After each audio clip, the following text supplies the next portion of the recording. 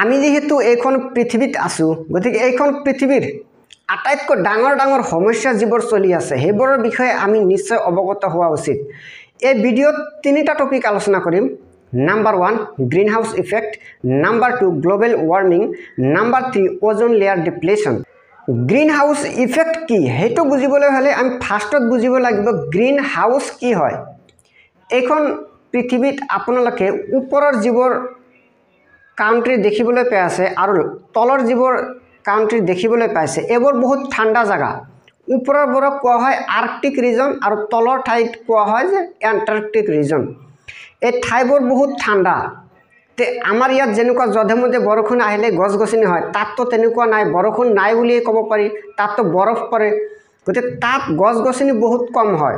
সেইকাৰণে সেইবোৰ ঠাইত এটা কাঁচৰ ঘৰ বনোৱা হয়, গ্লাছেৰে এটা ঘৰ বনোৱা হয় যাতে তাত এই গছ-গছনিবোৰ আৰামছে হ'ব পাৰে। সেই ঘৰখনৰ বিশেষত্ব হ'ল যে সূৰ্যৰ পৰা যেতিয়া ৰশ্মি সেই ঘৰৰ ভিতৰত সোমায় বাহিৰলৈ সিমান ওলাই যাব নোৱাৰে যিমান ভিতৰত সোমায়।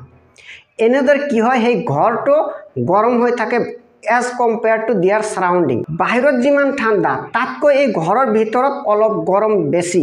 সেইকাৰণে ঘৰৰ ভিতৰত গছ-গছনি ভালকৈ হ'ব পাৰে। এইটো হ'ল greenhouse. Greenhouse effect কি হয়? এই পৃথিৱীখনৰ চাৰিওফালে কিছুমান গেছ আছে যেনে carbon dioxide, nitrous oxide, methane, chlorofluorocarbon, hydrofluorocarbon, perfluorocarbon, water vapour.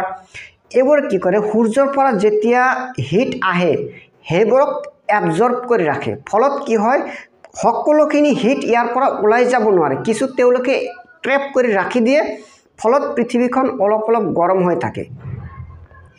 যদি এই গেছসমূহ নাথাকিল হয় তেতিয়াহ'লে কি ৰাতি বহুত ঠাণ্ডা হৈ গ'ল হয়, এইখন পৃথিৱী মানুহৰ বাবে থকাৰ উপযুক্ত নহ'ল হয়। এই গেছবোৰ কি কৰে যে সূৰ্যৰ পৰা যিবোৰ হিট আহে সেইবোৰক কিছু ট্ৰেপ কৰি ৰাখে। ইয়াক গ্ৰীণ হাউচ ইফেক্ট বুলি কোৱা হয়। ইতিমধ্যে আপোনালোকে উপলব্ধি কৰিব পাৰিছে যে গ্ৰীণ হাউচ গেছ যিবোৰ আছে সেইবোৰ বহুত গুৰুত্বপূৰ্ণ। সেইবোৰ যদি নাথাকে পৃথিৱীৰ চাৰিওফালে যদি নাথাকিল হয় তেতিয়াহ'লে পৃথিৱীখন ৰাতি বহুত ঠাণ্ডা হৈ গ'ল হয়, এই পৃথিৱীত মানুহ থাকিব পৰা পৰিৱেশৰ সৃষ্টি নহ'ল হয়। কিন্তু প্ৰব্লেম হ'ল যদি এই গেছবোৰ বেছি হৈ যায় তেতিয়াহ'লে কি হয় যিমানখিনি হিট ট্ৰেপ কৰিব লাগে তাতকৈ বেছি ট্ৰেপ কৰি দিয়ে। ফলত এই যিবোৰ আৰ্কটিক ৰিজন, এণ্টাৰ্কটিক ৰিজন এইবোৰত যিবোৰ বৰফ আছে সেইবোৰ গলিবলৈ আৰম্ভ কৰে। তে এই বৰফবোৰ যেতিয়া গলি এই সাগৰ, মহাসাগৰ এইবোৰত আহিব তেতিয়া কি হ'ব এই সাগৰৰ ওচৰ পাজৰে যিবোৰ অঞ্চল আছে সেইবোৰৰ বহু মাটি পানীৰ তললৈ গুচি যাব। আনহাতে কিছুমান আইলেণ্ড কাউন্ট্ৰি আছে যিবোৰ চাওক সাগৰৰ মাজত, সেইবোৰ কি হ'ব লাহে লাহে পানীৰ তললৈ যাব। সেইকাৰণে কি হৈছে পৃথিৱীৰ মানুহে এতিয়া কনচাৰ্ণ হৈছে যে এই গ্ৰীণ হাউচ গেছবোৰ যাতে বহুত বেছি আমি প্ৰডিউচ নকৰোঁ তাৰ প্ৰতি আমি সজাগ হ'ব লাগে। গোটেই পৃথিৱীখন যে গৰম হৈ আছে এই পৰিঘটনাটোক নাম দিয়া হৈছে গ্লোবেল ৱাৰ্মিং। এতিয়া আমি আলোচনা কৰিম ওজন লেয়াৰ ডিপ্লেশ্যন কি হয়। এই আৰ্থখনৰ যিটো এটমস্ফিয়াৰ ইয়াক চাইণ্টিষ্টসকলে 5টা ষ্টেপত বিভক্ত কৰিছে: ট্ৰপোস্ফিয়াৰ, ষ্ট্ৰেটোস্ফিয়াৰ, মিজোস্ফিয়াৰ, থাৰ্মোস্ফিয়াৰ আৰু এক্সোস্ফিয়াৰ। আমি যিটো ষ্টেপত আছোঁ অৰ্থাৎ একেবাৰে তলৰ যিটো ষ্টেপ সেইটোক নাম দিছে ট্ৰপোস্ফিয়াৰ। তাৰ ওপৰৰ যিটো ষ্টেপ সেইটোক নাম দিছে ষ্ট্ৰেটোস্ফিয়াৰ, অৰ্থাৎ ছেকেণ্ড যিটো ষ্টেপ সেইটোক তেখেতসকলে নাম দিছে ষ্ট্ৰেটোস্ফিয়াৰ। আৰু এই ছেকেণ্ড ষ্টেপত এটা বিশেষ গেছ আছে, সেইটো হ'ল ওজন গেছ O3। এই ওজন গেছবোৰে তাত যিহেতু এটা বৃহৎ ঠাই দখল কৰি আছে সেইকাৰণে তাক এটা লেয়াৰ হিচাপে নামাকৰণ কৰা হৈছে। সূৰ্যৰ পৰা যিটো হাৰ্মফুল আল্ট্ৰাভায়োলেট ৰেডিয়েশ্যন আহে সেইটো যাতে পৃথিৱীত আহিব নোৱাৰে তাৰ কাৰণে তেওঁলোকে এটা প্ৰটেকশ্যন হিচাপে, এটা শ্বিল্ড হিচাপে কাম কৰি আছে। যদি এই লেয়াৰটো নাথাকিল হয়, যিটো ওজন লেয়াৰ আছে ছেকেণ্ড ষ্টেপত সেইটো নাথাকিল হয় তেতিয়াহ'লে সূৰ্যৰ যিটো আল্ট্ৰাভায়োলেট হাৰ্মফুল আল্ট্ৰাভায়োলেট ৰেডিয়েশ্যন আছে সেইটো পৃথিৱীত আহিল হয় আৰু বিভিন্ন ধৰণৰ কেঞ্চাৰ বা আৰু আন আন বেমাৰ আজাৰে দেখা দিলে হয়।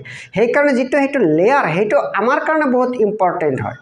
কিন্তু প্ৰব্লেমটো হ'ল কেইবছৰমান আগত দেখা গৈছিল যে সেই লেয়াৰটো ক্ষতিগ্ৰস্ত হৈ আছে ক্ল'ৰ'ফ্ল'ৰ'কাৰ্বন নামৰ এটা মলিকুলৰ ফলত তাত ক্ষতিগ্ৰস্ত হৈ আছে ওজন লেয়াৰটো এই ক্ল'ৰ'ফ্ল'ৰ'কাৰ্বনটো কি হয় আমি ৰেফ্ৰিজাৰেটৰত আগত ব্যৱহাৰ কৰিছিলোঁ পিছত সাইন্টিষ্টসকলে যেতিয়া দেখিলে নাই এইটো ক্ষতি কৰি আছে ক্ল'ৰ'ফ্ল'ৰ'কাৰ্বন যেতিয়া ওপৰত যায় তেতিয়া ইউভি ৰেডিয়েশ্যনৰ ফলত এই মলিকুলটো ভাঙি যায় আৰু ইয়াৰ পৰা ক্লোৰিনটো পৃথক হৈ যায় আৰু ক্লোৰিনে গৈ পেলাই কি কৰে তাত যে O3 মলিকুল আছে O3 লগত ৰিয়েক্ট কৰি O3 পৰা এটা অক্সিজেন পৃথক কৰে এদৰে তেও যেটো ওজন মলিকুল আছে তাক ক্ষতিগ্ৰস্ত কৰে এটা ওজন মলিকুলক ক্ষতিগ্ৰস্ত কৰাৰ পিছত এই ক্লোৰিনটো আকৌ অন্য এটা ওজন মলিকুলক গৈ পেলাই তেও ধৰিব এনেদৰে ক্লোৰিন তাত ওজন যেটো লেয়াৰ আছিল হেটো ক্ষতিগ্ৰস্ত কৰি আছে সাইন্টিষ্টসকলে যেতিয়া এটো অবজাৰ্ভ কৰিলে তাৰ পিছত পৃথিৱীৰ দেশসমূহক ইউনাইটেড নেশনে মাতিলে 1987 যে আহক আমি এটা মিটিং কৰো ইন্টাৰনেশনাল কনফাৰেন্স কৰো আমি ওজন লেয়াৰক প্ৰটেকশন কৰিব লাগিব আৰু সেই কনফাৰেন্সটো কোৱা হয় মন্ট্ৰিয়েল প্ৰটোকল 1987 মন্ট্ৰিয়েল প্ৰটোকলত এইটো সিদ্ধান্ত লোৱা হল যে আমি এতিয়াৰ পৰা আৰু ক্ল'ৰ'ফ্ল'ৰ'কাৰ্বন ব্যৱহাৰ নকৰো এতিয়া ইয়াৰ অল্টাৰনেটিভ ব্যৱহাৰ কৰিম তাৰ পিছত কি হল পৃথিৱীৰ দেশসমূহে হাইড্ৰ'ফ্ল'ৰ'কাৰ্বন ব্যৱহাৰ কৰিবলৈ আৰম্ভ কৰিলে তাৰ কিছু বছৰ পিছত সাইন্টিষ্টসকলে অবজাৰ্ভ কৰিলে যে ঠিক আছে এই হাইড্ৰ'ফ্ল'ৰ'কাৰ্বনটো ওজন লেয়াৰৰ ক্ষতি নকৰে কিন্তু এইটো তো গ্ৰীণ হাউস গেছ হয় ইটো পৃথিৱীখনক গৰম কৰাত সহায় কৰি আছে তাৰ পিছত আকৌ সাইন্টিষ্টসকলে কলে নাই আমি আগত যেটো সিদ্ধান্ত লৈছিল তাত এতিয়া এমেন্ডমেন্ট কৰিব লাগিব তাৰ পাছত সাইন্টিষ্টসকলে কয় এতিয়াৰ পৰা আমি HFO অৰ্থাৎ হাইড্ৰ'ফ্ল'ৰ'অলিফিন ব্যৱহাৰ কৰি